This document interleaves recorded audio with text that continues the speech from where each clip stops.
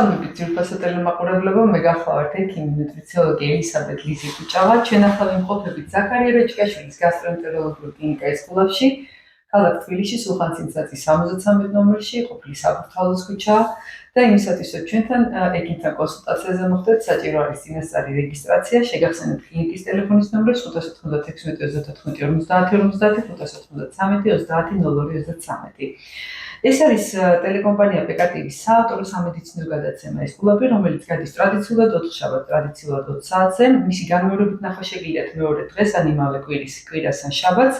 ვიდეო გადაცემის გასვლის მერე აიტვირთება YouTube არხის პეკატივის საავტორო გვერდზე, ვისაც ტელევიზიასთან ცდომა არ აქვს, შეგიძლიათ უყუროთ ჩვენ გადაცემას და გამოიყენოთ ინტერნეტ საიტი MyVideo-G პეკატივის live რეჟიმი.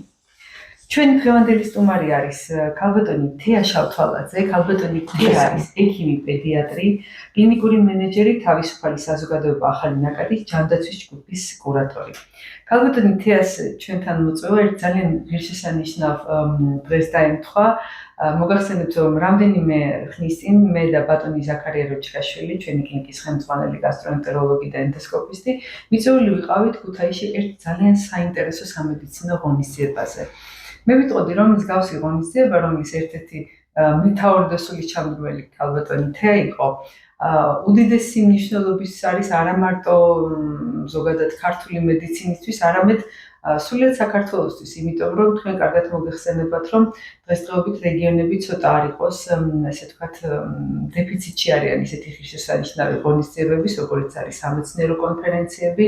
რა თქმა უნდა, იქაც იმართება, იქაც ძალიან ბევრი საინტერესო რამ ხდება, მაგრამ მაინც დედაქალაქს უფრო დიდი, ასე ვთქვათ, ხვედრი აქვს აი მსგავს ღონისძიებებში. ამიტომაც მე ვიტყოდი, რომ ყველა ადამიანი, ყველა მეცნიერი, ექიმი, ვინც გაბედავს, ითავებს და გააკეთებს ესეთ ღონისძიებას, ჩემი მხრიდან პირადად ძალიან დიდი პატივისცემის ღირსი ხდება და მინდა კიდე ერთი რამ დავამატო, რომ ეს ღონისძიება არ არის ერთჯერადი და აი ამაზე ცოტა უფრო დეტალურად მერე მოგიყვებით. ქალბატონი თეა, მოგესალმებით.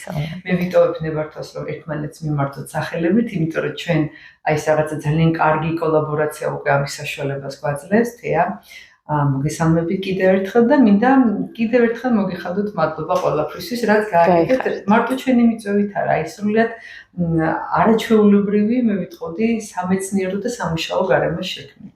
გაიხარეთ. გამარჯობა ყველას, ვინც გვიყურებს ახლა და ვინც დაინტერესებულია ამ სამედიცინო თემებით. ჩემთვის დიდი პატივია ბატონი ზაქარია როჭკაშვილის კლინიკაში ყოფნა და თქვენს ტელევიზიაში სტუმრობა.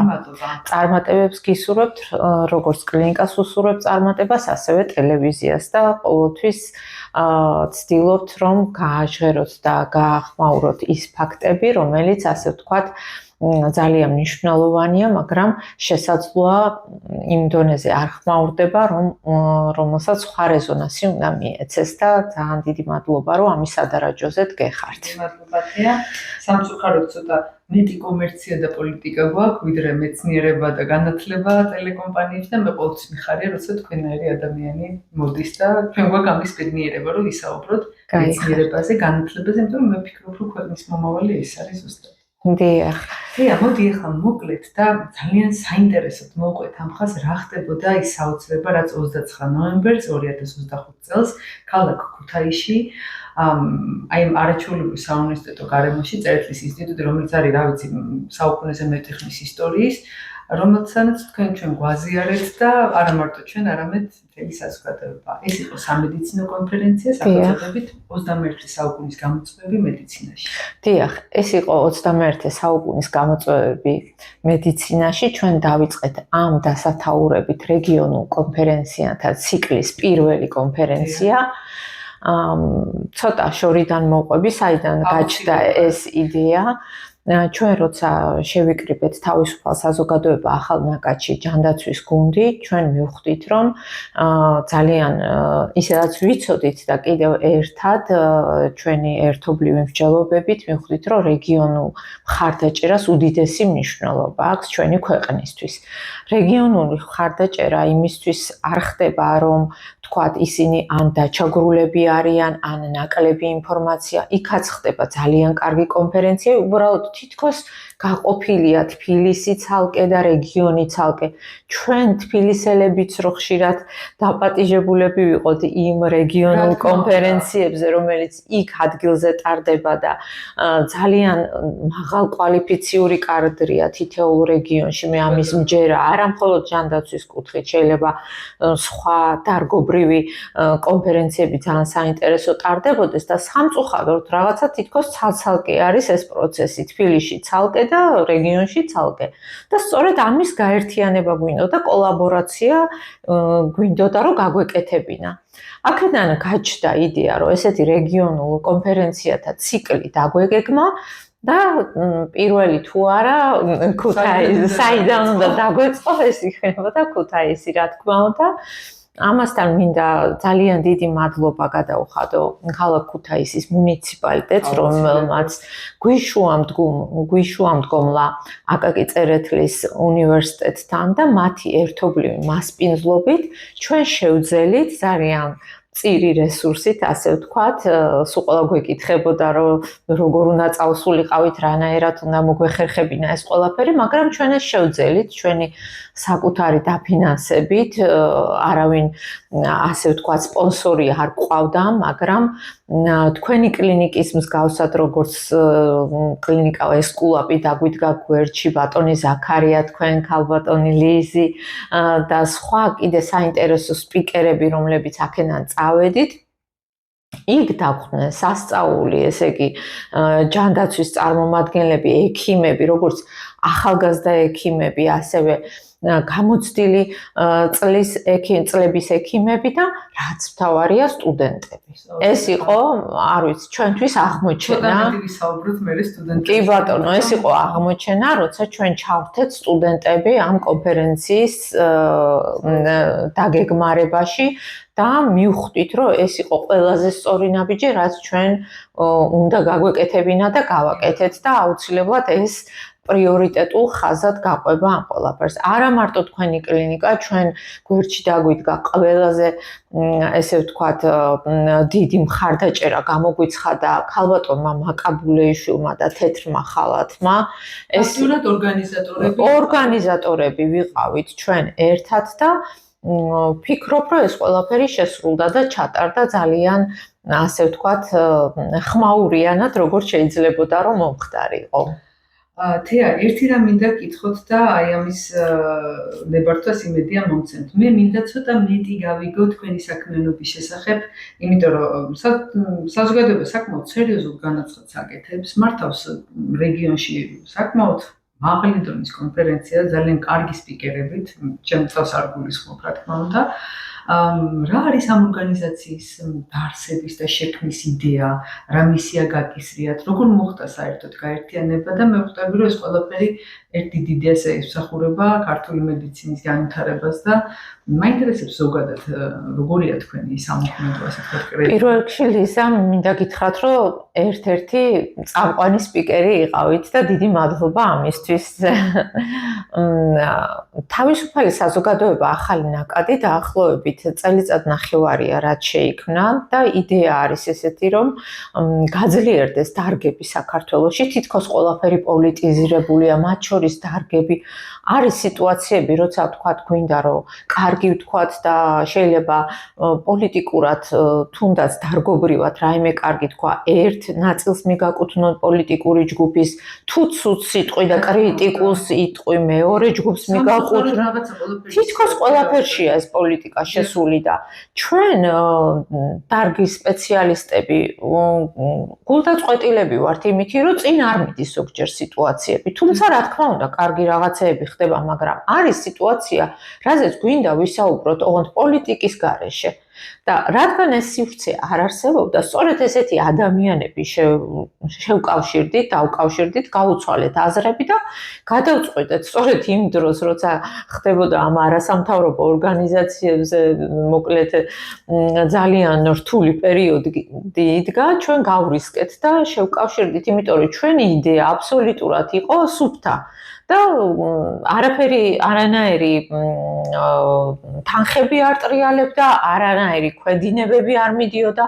გვინდოდა რომ დარგობრივი გაძლიერება მოხდარიყო საქართველოში იმ პროცესების, რომელსაც ნელ-ნელა ვახორციელებთ. ერთ-ერთი არის ჯანდაცვა. ზოგადად ფიქრობ, რომ ამ მარგინალიზაციამ საზოგადოების ძალიან ცუდი როლი ითამაშა, თუნდაც ჯანდაცვაში ხო მართალია. დიახ. თეო, ყველაზე საინტერესო აქ არის ის მომენტი, რომ თქვენ როგორც ხელმძღვანელი ამ ორგანიზაციის დღესდღეობით ხართ პირველი თაობის, მე ამას აუცილებლად ვიტყვი, კლინიკური მენეჯერი, რომელმაც გაიარეთ აი ეს უახლესი ჩვენი სახელმწიფო სანაკებო სახელმწიფო სამედიცინო ინსტიტუტის აკრედიტირებული პროგრამა, უნივერსიტეტის უკაცრავად აკრედიტირებული პროგრამა. ეს ბევრ ამასაც გავალებ და ეს იმასაც ნიშნავს, რამდენი სიახლე და რამდენი მე ვიტყოდი ინოვაცია თქვენ ფაქტიურად იცით ყველაფერი ის, რაც უკვე მომავალმა თაობამ ჩვენც უნდა გავიაროთ და გავიზიაროთ, ხო მართალია? ამდენად თქვენი ხედვა ყველაზე საინტერესოა ამ სიტუაციაზე და ყველაზე ღირებული. თქვენ უყურებთ არა მარტო კლინიცისტის პოზიციიდან, აი ამ სიტუაციას, არამედ თუნდაც მენეჯერის პოზიციიდან, სამედიცინო საქმიანობის. და მე ვთვლი, რომ ზუსტად ესეთი ადამიანი უნდა ატარებდეს კონფერენციებს, უნდა წვიტავდეს ვინ გამოვიდეს, იმიტომ რომ სხვანაირია ამ შემთხვევაში ხედვა უფრო ჰოლისტიკური, უფრო ზევიდან, უფრო მასშტაბური, რა თქმა უნდა და უფრო დაუნტერესებული. დიახ, იცით ეს ძალიან კარგი შესაძლებლობა იყო თბილისის სახელმწიფო სამედიცინო უნივერსიტეტის გარო ოფიციალურად სახელმწიფო პროგრამა ჩაინიშნა კლინიკური მენეჯერების. ჩვენ რაღაცნაირად კლინიკური მენეჯერები ზოგი ჩვენი სხვადასხვა კლინიკაში მუშაობით ნელ-ნელა წინ მივიწევდით, მაგრამ ეს არ იყო საკმარისი ცოდნა იმისთვის, რომ მასშტაბური ხედვა ქონოდა და თვენახევრიანი კურსი იყო სამედიცინო უნივერსიტეტის განმოწოდებული, რომელიც საკმაოდ ღირებულად და ღირსეულად ჩატარდა. ძალიან დიდი ინფორმაცია გადმოგვეცა კანონმდებლობის დონეზე კლინიკურ მენეჯერებს, ვინც პირველმა ნაკადმა გავიარეთ და დიახ, ეს ყველაფერი მეხმარება იმაში, რომ ჰოლისტიკურად და მასშტაბურად შევხედო პრობლემას. როგორც ვიწრო დარგობრივ ერთი კლინიკის როგორც ერთ კლინიკაში, ასევე პირობითად რეგიონში ან ქვეყანაში თუნდაც. ეს დამეხმარა იმაში, რომ ეს რეგიონული კონფერენციები ჩაგვენიშნა და ნელ-ნელა დაგვეწყო განხორციელება. თან ქალბატონი მაკაბულიშვილი თეთრი ხალათის თანადამფუძნებელი ძალიან დაგვიდგა გვერდში და ძალიან დაემთხვა ჩვენი აზრები ერთმანეთს. შესაბამისად, რომ არა ქალბატონი მაკა შესაძლებელია მთლად ესეთი რეზონანსული ვერც ყოფილიყო ეს ყველაფერი, მაგრამ ჩვენ ერთად და ჩვენ ვფიქრობთ, რომ კიდე სხვაებიც დაგვიდგებიან გვერდში, როგორც თქვენ ქალბატონო ლიზა, როგორც ბატონი ზაქარია, ასევე სხვა ექიმები, რეგიონის ჩართულობა იქნება ძალიან კარგი, თუ კი დაინტერესდებიან თავად. შესაძლოა შემდეგში კახეთის რეგიონი დაინტერესდეს, შესაძლოა გურიის რეგიონი დაინტერესდეს, რომ თავიანთ გავბედოთ და გავაკეთოთ მოწოდებასავით იმ ხალხის, ვისაც შეუძლია ამაში დახმარება, ეს არის ძალიან კარგი ქვეყნის განვითარებისთვისაც და მეცნიერებისთვის რეგიონებში. იგივე ინსტიტუტებს, იგივე მუნიციპალიტეტებს, ვისაც აქვს საშუალება, რომ უმასპინძლონ ან რამითი მაინც დაგვეხმარონ ისეთი ღონისძიების მოწყობაში, თქვენ დაგეხმარონ და ჩვენ რა თქმა უნდა თქვენ გვერდზე გვიგულეთ ყოველთვის, ეს იქნება მისასალმებელი არა მარტო ჩვენი მხრიდან, არამედ მე ვფიქრობ, რომ საშვილიშვილო ნაბიჯიც, იმიტომ რომ მე წარმომიდგენია ეს შემადგენლობა კონფერენციის, როცა წავა არა ქუთაისის ნაირ ქალაქებში, არამედ უფრო მცირე ქალაქებში, ეს იქნება მართლა ძალიან სერიოზული განაცხადი. და მე ვფიქრობ, რომ არ არის სულიგო თუ ვითხოვთ ამას, ვისაც შეუძლია, ეს არის საშვილიშვილო საქმე, ეს ჩვენ კი არ გვეხმარება ფაქტიურად საკუთარ ქვეყნის მომავალს. კი ბატონო, იცით რატო? ჩვენ რაღაცნაირად გადავეჩვიეთ იმას, რომ ჩვენ ხელშია ყველაფერი, რეალურად მართლა ჩვენ ხელშია ყველაფერი, უბრალოდ მიგვაჩვიეს, რომ ვიღაცამ უნდა გვიკარნახოს, ვიღაცამ უნდა გააკეთოს, ვიღაცამ უნდა დააფინანსოს და აი თუნდაც ეხლა ეს კონფერენცია იყო იმის მაგალითი, რომ ის 10 თუ 15 კაცი, რომელიც შევკავშირდით, ის ექიმები, აღდექით და წავედით ჩვენი ტრანსპორტით, ჩვენი დაფინანსებით, სხვათა შორის ავერსი დაგვიდგა ძალიან გვერდში და მათაც უღრმესი მადლობა იმისთვის, რომ საჩუქრები დაარიგეს იქ მოწვეული სტუმრებისთვის, გაგვილამაზეს ის დღე დიახ და ეს ყველაფერი ნიშნავს იმას, რომ ჩვენ ერთად 10-15 კაცი, ესე ქველმოქმედი ექიმები შევკავშირდით, გავერთიანდით, წავედით და იქაც ქველმოქმედი ექიმები დაგვხვდნენ და ჩავატარეთ დიდი რეგიონული კონფერენცია, რომელიც იყო თქვენ დამეთანხმებით ძალიან საინტერესო თემებით. თეატრომ გაგიგიათ გამოთქმა ზურგის ქარი იყო. აი ესე ჩავფრინდით და ჩამოფრინდით. და იყო არაჩვეულებრივი მზიანი დღე, ჩავედით დილით, ჩამოვედით საღამოს. ეს იყო აბსოლუტურად რაღაც ისეთი მე როგორც შემიძლია გამოვხატო, იცით, აი რაღაცა კარგის მოლოდინით რო აკეთებ, მთლიანად რაღაცა მოხდავს, თითქოს რაღაცა მიგიწვება წინ, რაღაცა გეხმარება.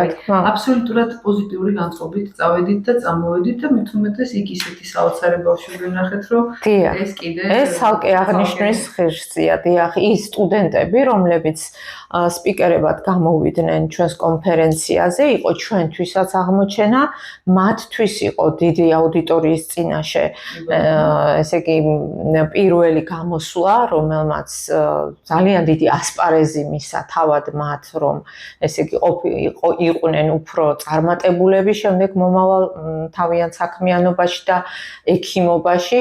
ჩვენ აღმოვაჩინეთ ისინი როგორც არ ვიცი, ცარიელი ცოდნის საკმაოდ რთული თემები. ბავშვები დაინტერესებული იყვნენ ონკოლოგიის ისეთი სიღრმეებით, ისეთი რთული საოცრება იყო აი. კი, თან ესე იგი გაწერილი ქონდათ ძალიან სწორად ეს თემები, არადამღლელად, ძალიან პროფესიონალურად და პროფესიონალურ დონეზე. დიახ, და ეს ძალიან მნიშვნელოვანი იყო მათი მხრიდან.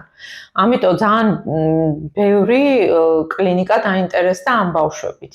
ის მერე უკვე კონფერენციის მერე უკვე იყო ეს მომენტებიც და ძალიან გვიხარია, რომ ეს სტუდენტების ჩართულობა იყო ესეთი აქტიური და თავად ქუთაისელი ექიმების, ახალგაზრდა ექიმი ბატონი საბა ჩხიკვაძე, ახალგაზრდა ექიმი რეანიმატოლოგი, რომელიც ქუთაისში ძალიან დაგვიდგა გვერდში გვიმასპინძლა, თავად ქუთაისის აკაკი წერეთლის უნივერსიტეტის დეკანი ბატონი გიორგი გაბუნია, ქალბატონი ირინა, როგორ დახვდნენ, როგორ და როგორ გვიმასპინძლეს და ძალიან დიდი მადლობა ყველას და ვფიქრობ, რომ ჩვენ ამას აუცილებლად გავაგრძელებთ, უკვე გვაქვს ორი რეგიონი ჩანიშნული, ლიზა, გამოგიტყდებით. პირველი, მეორე გეზი უკვე ქუთაისის მერე არის ბათუმი. კი ბატონო, კიდე გვაქვს სხვა. თბილისიდან მეორე გეზი, კიდე მესამეც არსებობს. მუნიციპალურ ხელმძღვანელობას რომ დაგვეხმარეთ და აუცილებლად გეწევით ამ არაჩვეულებრივ გოქალბატონთან ერთად. სხვათა შორის ჩვენ უკანა გზაზე რომ ბრუნდებოდით, მაშინ დაგვაწიეს მესამე რეგიონი. კი ბატონო. დიახ, და უკვე დაგეგმილი გვაქვს მესამე რეგიონში ჩასვლა. ძალიან გვაყოფილები და ისეთი კარგ განწყობაზე დავბრუნდით, ჩამოვიტანეთ ჩვენი წიგნი, რომელიც ასევე იცი, რომ არაკომერციულია, სპეციალურად აქ ბატონ ზაქარიას ჩადებული ამაში, რომ უნდა ნახოს ყველამ და დიდი სიხარულით დაურიგეთ იქ დამწესასგებლებზე, ყველა სასიამოვნო იყო ბიბლიოთეკის გამოხმაურება, როცა ბატონ ზაქარიამ გადასცა ეს წიგნი, როგორი მადლობები გადაგვიხადეს. იმიტომ რომ სადაც წიგნს კითხულობენ თეა, იქ ბოროტება არ არის ხო მართალია და არაჩვეულებრივი ბავშვები, რომლებიც ის გამოიწნენ, როცა ნახეს რომ ვიღაცა მოანგაროთ წიგნები გადასცა, აი არ დამოვიწყდების საოცარი ის მქონდა. ამიტომ მე ვფიქრობ, რომ ძალიან მნიშვნელოვანია, იმიტომ რომ ქუთაისი დიდი რეგიონია, დიდი ქალაქია, ძალიან განვითარებული კულტურულად, მატერიალურად, ყველა თვალსაზრისით. ხელოვნების, ასე ვთქვათ, უამრავი ცნობილი ადამიანის სავანე და ყველა გადამდგა. საოცარი სტუმარ მასპინძლობა ხო თან, მაგრამ არის ქალაქები, არის რეგიონები, სადაც ბევრად რთული სიტუაცია და მე წარმოვიდგენი იქაურ ექიმებისთვის ესეთი ტრენინგი, ეს ფაქტურად ტრენინგიც არის. კი ბატონო, ჩვენ თავად სტუდენტებმა ისეთი თემები წარმოადგინეს, ესე იგი თქვენი თქმის არ იყოს, რომ თავად ექიმებმა, ვინც იქ ვიყავით, ძალიან ცოტა ვიცოდით იმ თემის შესახებ, რა თემის გარშემოც ისინი კითხულობდნენ იმ მოხსენებებს, დიახ, და შესაბამისად ეს განმანათლებელი კონფერენცია იყო, არ იყო კონფერენცია კონფერენციისთვის. თან ამ დროს იცით რა პრობლემაა, ეხლა ჩვენ ექიმები ვართ და თავისუფლად შეგვიძლია ამაზე ვისაუბროთ, რომ ყველა კონფერენცია არის ფასიანი. ექიმები ისედაც დაბალანაზღაურებად ხელფასზე მუშაობენ და განსაკუთრებით რეგიონებში კიდე და უჭირთ ექიმებს იმ თანხის გადახდა, რომელსაც კონფერენციების ორგანიზატორები ითხოვენ და ჩვენ ფაქტიურად ეს ქველმოქმედება იყო, რომ უფასოდ ჩავატარეთ ეს კონფერენცია და 10 წუთს მით უმეტეს უფასოდ ვაპირებთ. არა მარტო ცოდნის გარდა, ეს მას შესანიშნავი სასოჩუქრე. კი ბატონო, და ძალიან მნიშვნელოვანი, ამიტომ იყო იმ ავერსის გვერდში დგომაც, რომ იქ არ იყო ფინანსური დაინტერესება არც მათთვის, არც ჩვენთვის, არანაირი თანხა არ ტრიალებდა გარდა იმისა, რომ მხოლოდ გავცემდით როგორც სამედიცინო უნარებს, ასევე გავცემდით ჩვენ ფიზიკურ, ასე ვთქვათ, ჩასვლას, წამოსვლას, ხო, და ფინანსურ ხარჯსაც. ძალიან საინტერესო იყო ის, რომ ღონისძიების მოდერატორი, ასე ვთქვათ, შეითავსა ქალბატონმა მაკამ, ხო და მაკამ მოგცა ძალიან კარგი საშუალება, რომ ყოფილიყო აბსოლუტური ინტერაქციული რეჟიმით. ყოველი მოხსენება თავდებოდა ძალიან საინტერესო დისკუსიით, ის კიდე ცალკე თემა იყო მართალია და აქედან გამომდინარე, ამან კიდევ უფრო გააცოცხლა, მე არ ვიტყოდი, რომ ის იყო რაღაც ცალკე გამდგარი მოხსენებების საკითხი, ის იყო მოხსენებები, რომლებიც უამრავ კითხვებს ბადებდა ერთმანეთს უცვლიდით, ასთა გაზიარება, არ ვიცი, მე მაგალითად ვფიქრობ, რომ ძალიან საინტერესო იყო. და აქვე მინდა დავამატო იმედი ამ გადაცემას ნახავს ჩვენი ძვირფასი ქალბატონი მაკა ბულეიშვილი, მინდა მაკა მოგილოცო კიდევ ერთი საპატიო თანამდებობა პოზიცია და აღიარება, ასე ვიტყოდი, რამდენადაც ვიცი თუ არ მეშლება, ბაუში მაკამ მიიღო დეკანის თანამდებობა. ეს მისი ერთ-ერთი რა თქმა უნდა კიდევ მორიგი წარმატება, გილოცავ, მინდა გისურვო წარმატება პირად ცხოვრებაშიც და პროფესიულ საქმიანობაშიც და იმედი მაქვს, რომ კიდევ უფრო მეტი და მეტი სასიხარულო ამბები გექნება და შენთან ერთად ჩვენც ვისიამოვნებთ ესეთი რაღაცა. ეს ამ ღონისძიებამ რაღაც ბევრი კარგი ამბები მოიტანა. მეც მივულოცავ თქვენი ეთერით ქალბატონ მაკას.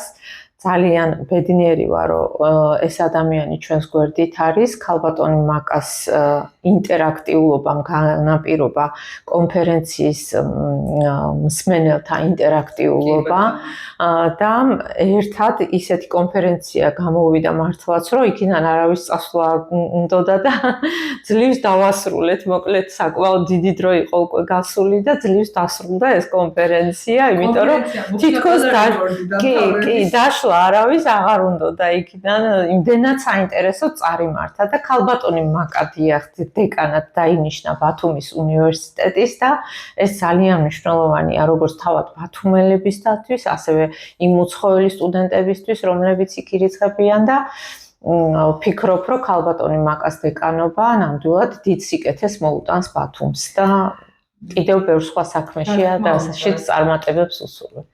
ძალიან საინტერესო და გულისამაჩუყებელი იყო ის, რომ ზოგიერთი მომხსენებელი, უფროს თაობის მომხსენებლები, ასე თქვა, გამოცდილი ექიმები, თავიანთი მოხსენება ძალიან გულისამაჩუყებელ და სასიამოვნო მოწოდებასაც ურთავდა მომავალი თაობის მხრივ. ბატონი სახელები არ ვახსენდოთ, მაგრამ მომიწევს ბატონი გიას და ბატონი ზაქარიას მოხსენებების თავი გამოყოფა. ეს განსაკუთრებით დიდი პატივი იყო ბავშვებისთვისაც და ეს თაობათა რაღაცა ასთა გაზიარება გულისამაჩუყებელი იყო, მეტი რო არაფერი თქვათ. და ალბათ ამანაც კიდე რაღაცა დამატებითი შეძინა, ის არ იყო მარტო სამეცნიერო, ის იყო რაღაცა განათლებისკენ და ასე ვთქვათ, ბევრი ძალიან მნიშვნელოვანი საკითხი წამოიწია, ბევრი რაღაცა გადავიაზრეთ, სხვანაირად შევხედეთ, იმიტომ რომ რეგიონს თავისი პრობლემები აქვს, თავისი წარმატებები აქვს, რაც ჩვენ უნდა გქონდეს ინფორმირება აუცილებლად. დიახ, აი ბატონი გიას და ბატონი ზაქარიას გამოსვლა იყო ძალიან მნიშვნელოვანი. ეს იყო რჩევა და რიგება თითქოს ძალიან მსუბუქად მიწოდებული და ძალიან საჭირო დროს და საჭირო მომენტში და ვფიქრობ, რომ ის სტუდენტები, რომლებიც იქ ჩვენ გვესწრებოდნენ და საკმაოდ ბევრი სტუდენტი იყო იქ დამსწრე, აუცილებლად გაიზიარებენ ამ რჩევებს და არ ჩამოხვდა. გაზამახსოვს ძალიან როცა მიმართეს ერთ-ერთი რომელიც საზღვარგარეთ აპირებდა გოგონა წასვლას და ვისურვოთ, რომ ჩვენ აქ გვჭირდება კარგი და ძლიერი. დიახ, ჩვენ საქართველოში გვჭირდება ძლიერი ექიმები, ზოგადად ძლიერი პროფესიონალთა გუნდი, არა მარტო მედიცინაში, ასევე სხვა დარგებში და ჩვენ ერთად უნდა ვიზრუნოთ ყველაფრის უკეთესად გაკეთებისთვის და საქმიანობისთვის. ყველაზე საინტერესო მაინც იყო ის მოხსენებები, რომლებიც გამოტანილი იქნა, მე ჩვენ ბავშვების მოხსენებები ვახსენთ, ბავშვებს ვეთქვი ახალგაზრდა თაობის, თუმცა ისინი აბსოლუტურად პროფესიონალური იყო ძალიან საინტერესო ასევე თემა, რომელზეც თქვენ გვესაუბრეთ. ეს არის ტელემედიცინა და მისი მომავალი საქართველოში და მე ვიტყოდი რომ ზოგადად ტერმინიც არ იცის ძალიან ბევრმა ქართულ მაყურებელმა, იმიტომ რომ სხვადასხვანაირი ინტერპრეტაციას აკეთებენ და ძალიან რა ვიცი თუ ამის სურვილი გაქვთ რა თქმა უნდა, იმიტომ რომ ვიცი რომ საავტორო უფლებები და ყველაფერი აქ ამოხსენებებს ძალიან მოკლედ თუ შეიძლება გითხრათ რა ასეხებოდა თქვენი მოხსენება უშუალოდ ეს არის თემა რომელიც არის მომავლის მედიცინა. ერთმნიშვნელოვნად. ის სადაც მივალთ ან მიგვიყვანს, ხო, ასე ვთქვათ. კი ბატონო. იცით რა დღეს აქაც ორად არის აზრი გაყოფილი. ამ ინტერნეტიზაციასთან, ChatGPT-სთან, ტელემედიცინასთან არის სიტუაცია, რასაც ვერ გაიქცევი. ანუ შეიძლება სიტუაცია, თანამედროვე ტექნოლოგიები დარჩეს გვერდზე და შენ დარჩე ერთ მხარეს, ტექნოლოგიები დარჩეს მეორე მხარეს. მე და ჩემმა გუნდმა ონლაინ კლინიკამ გადავწყვიტეთ, რომ მოკლედ ვითანამშრომლოთ და ინტერნეტ მოწყობილობებთან. ტელემედიცინა, დიახ, ლიზა, ბევრს გონია მხოლოდ ტელეკონსულტაცია.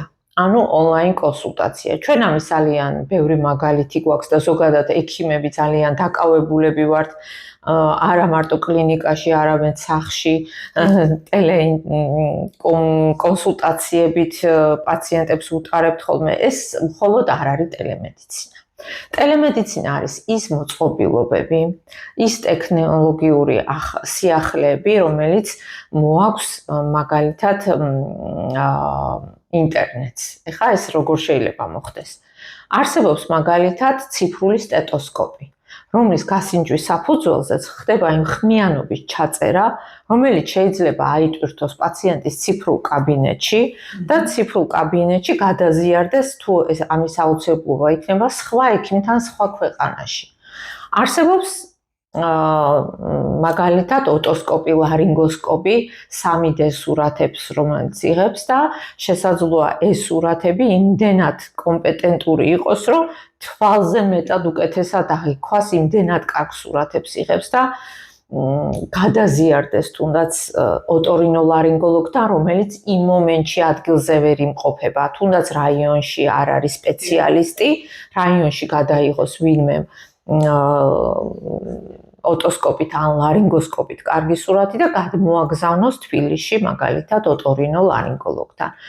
უამრავი ესეთი ტექნოლოგია, რომლის შესახებაც არ იცის მოსახლეობა. რომ მალე ჩაგვანაცვლებს ტელემედიცინა ექიმებს და მამას და მამას აქ დიდი შიში. მე მახსოვს მედიცინის ისტორიაში როგორ ერჩოდნენ ენდოსკოპიის დანერგვას. იქაც იყო ეს შიში, ხო? მაგალია ულტრასონოგრაფიის დანერგვას. დიახ. ანუ ყველაფერი გავიარეთ და დღეს ჩვენ სამსახურში და ექიმს კი არ გაურთულა, გაუმარტივა ამ ყველაფერს. დიახ.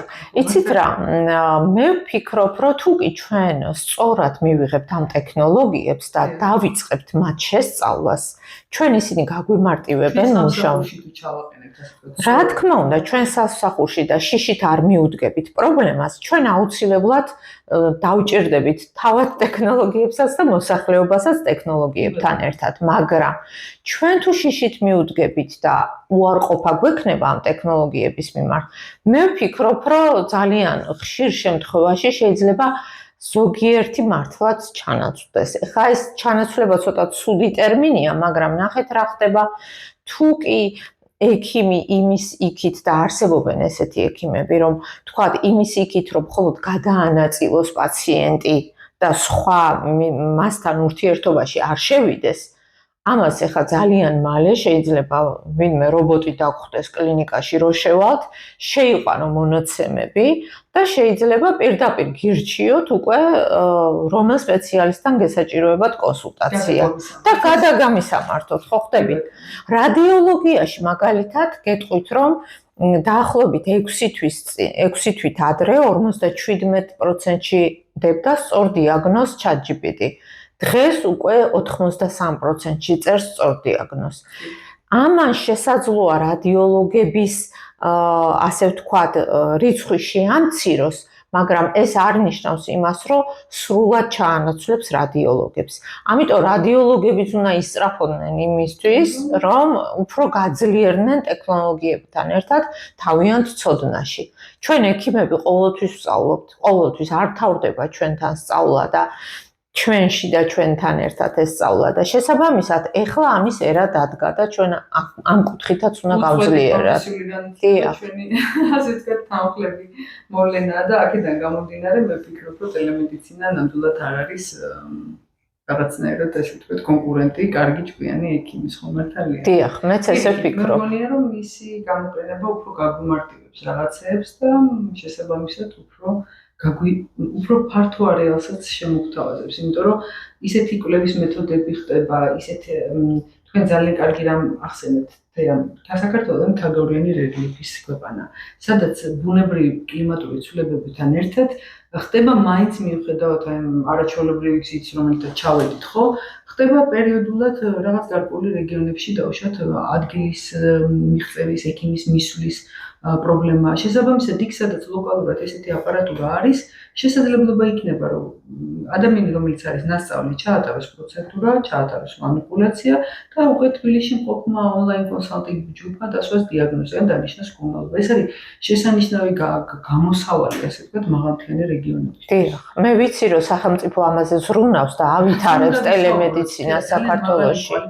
ექიმის მუდმივ საცხოვრებლად აი იმ რეგიონებში გაშვება ძალიან რთული წარმოშობა. კი ბატონო, კი ბატონო. მე ვფიქრობ, რომ იქ ზუსტად უნდა იყოს უმაღლესი დონის ტექნიკით აღჭურვილობა, რომ ექიმი მაქსიმალურად ნაკლებად უწევდეს იქ ჩასვლა და მით უფრო მეტად და ემიგრანტების ჩართულობა, ანუ ქართველი ემიგრანტები, რომლებიც საზღვარგარეთ არიან და ზოგიერთ საფუთი არ აქვს, ან დაზღვევა არ აქვს, რომ ექიმთან მივიდეს, მათთვის ძალიან დიდი შვებაა, ასე ვთქვათ, რომ საქართველოში ქართველ ექიმს გაესაუბროს იმ პირველად საჭიროებაზე, რაც მას იმ მომენტში უდგას. აი სწორედ ეს თემები იყო გამოტანილი ამ კონფერენციაზე, ჩემს და სხვათა შორის სტუდენტებსაც ჰქონდათ ამის შესახებ გამოტანილი ინფორმაცია და ძალიან კვალიფიციურად წარიმართა ეს ყველაფერი სხვა თემებთან ერთად. კი ბატონო, ჩვენ კონფერენციაზე არა მარტო დიაგნოსტიკის დაყრდნობით, არამედ რეაბილიტაციის მეთოდებზეც ჰქონდა საუბარი, რაც ასევე ძალიან საინტერესო იყო, თანამედროვე მიდგომები და დიეტებზეც. და დიდი მადლობა ბატონ ზაქარიას. მე პატივი მქონდა მეც მესაუბრა თანამედროვე დიეტების მითებზე გამოვიტანე, ესე ჩავთვალეთ საჭიროდ და მე ვფიქრობ, რომ ეს დღეს შედგა. კი ბატონო. და არა მარტო შედგა, არამედ გარკვეული კვალიდატოვა და მე მიყვარს ყოველთვის ისეთი ღონისძიებები, რომლებიც მარტო კარგად კი არ გაგახსენდება, რაღაცა საზრდოს გაძლევს მომავალი იდეებისთვის და მართლაც ესე მოხდა.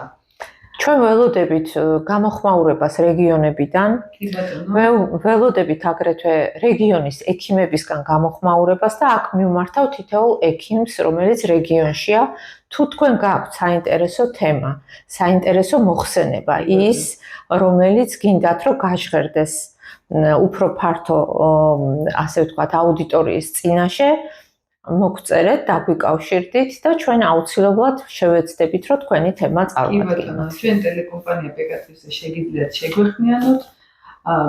შეიძლება მათთან ინტერვიუც კი ჩავწეროთ, გავისწავლოთ, იმიტომ რომ რეგიონში მუშაობა ნამდვილად არ ნიშნავს იმას, რომ დავუშვათ ვინმეს ნაკლები კვალიფიკაცია, პირიქით. მე როდესაც ლიგიდან, ამერიკავკასიის ექიმთა ლიგიდან დავდივარ გასინჯებზე, ვხედავ ხოლმე რეგიონის ექიმებს, რომლებიც ძალიან მაღალ დონეზე ფლობენ ძალიან ბევრ პროფესიას ერთდროულად. ერთდროულად კარდიოლოგიც, ენდოკრინოლოგიც არის და კი ბატონო, ძალიან მაღალი კვალიფიკაციის ექიმები. რეჟიმი აქვს ცხოვრების და აქედან გამომდინარე, ჩემი დიდი პატივისცემა თქვენ.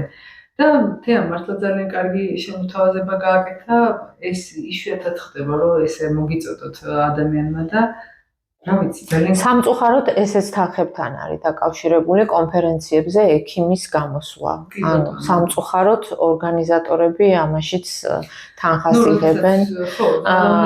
მაგრამ ყველას ჩვენ ამიტომ გვინდა, რომ რაღაცა ჩვენი ქველმოქმედება დავდოთ ამ საქმეში და ველოდებით თქვენგანაც აქტიურობას. ველოდებით კიდევ თუ იქნება ადამიანები, ვინც დაგვეხმარებიან თუნდაც გადაადგილების უზრუნველყოფაში, სასტუმროები იქნება თუ საცხოვრებელი. რა თქმა უნდა, ეს ყველაფერი ხარჯია. უფრო და უფრო მეტ შევძლებთ ერთად. ძალიან დიდი მადლობა მინდა მოგახსენოთ ჩემო კარგო. ძალიან დიდი მადლობა. ჩვენ პატარა ის მაინც გავაჟღერებთ სიურპრიზი საითკენ აპირებთ გასვლას და მე იმედი მაქვს, რომ იქაც ასეთი სასწაული ამბავი იქნება და ერთი სურვილი მაქვს კიდე, ცოტა უფრო ადრე გავაკეთოთ ანონსი. ტელევიზიის საშუალებით ტელეკომპანია პეგატის ხელმძღვანელის ქალბატონ ქეთის ესიაშვილს თხოვოთ ეს, რომ დარბაზი იყოს მართლაც სავსე ძალიან და ძალიან ბევრი ადამიანი იყოს საქმის კურსში, იმიტომ რომ ინფორმაციულ დახმარებასაც დიდი დახმარება ქვია და ამ მხრივ ვფიქრობ, რომ ბათუმში ძალიან დიდი მასშტაბის ღონისძიება უნდა გავაკეთოთ. მადლობა პეკატივის ამ ყველაფრის გაშუქებისთვის და წარმატებებს უსურვებ თქვენს ტელევიზიას და თქვენს ძალიან დიდი მადლობა ჩემო კარგო, ამ კეთილდაკარგ საქმეში მინდა გისურვოთ.